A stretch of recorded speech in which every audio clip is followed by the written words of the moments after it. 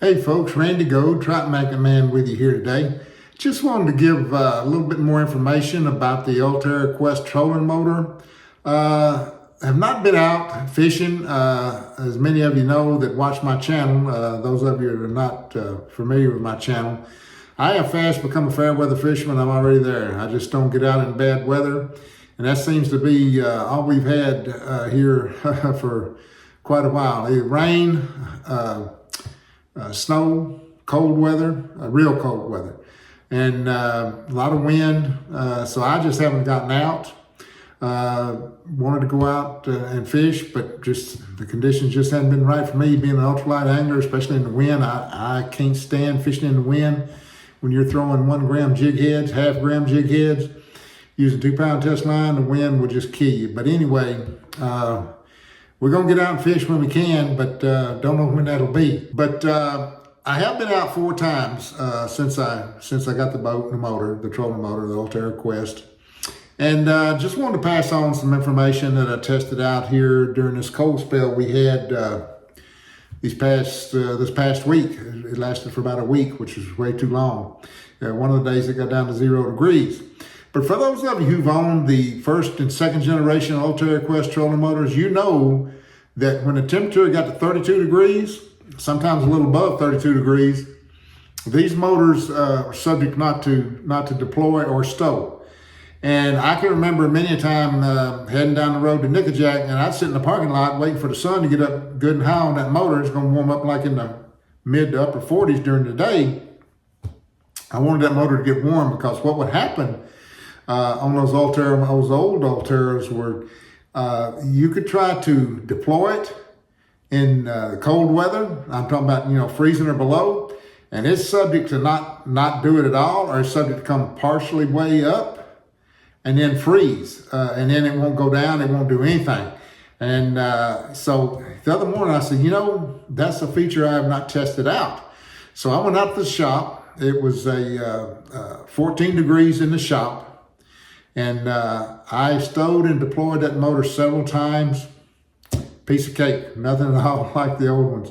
The old ones, it wouldn't work. I can remember being in my garage back in Tennessee when it'd be cold weather. I'd go out there and try it in the cold weather. And it never worked in cold weather. I had a lot of friends that had those motors. They didn't work in cold weather for them either. So I tested this out. It works in cold weather. That is not an issue. And just wanted to pass that along to you for those of you wondering about that, because I know if you've had the old Ulterras, you know that in the cold weather, they tend not to work. But this one is fine. Also, some of you seem to be misinterpreting what I'm saying about a quiet motor. When I say a quiet motor, I'm talking about the motor itself, the torpedo that has the prop connected to it.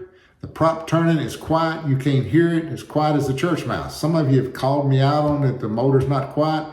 Well, what y'all are calling me out on is the motor is not quiet when it stows and deploys and azimuth movement.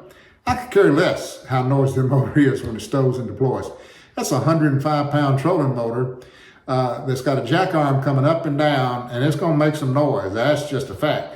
But you don't want that thing making noise when you're cruising along looking for fish, especially if you're spot locking or not spot locking, but if you're using live scope or whatever.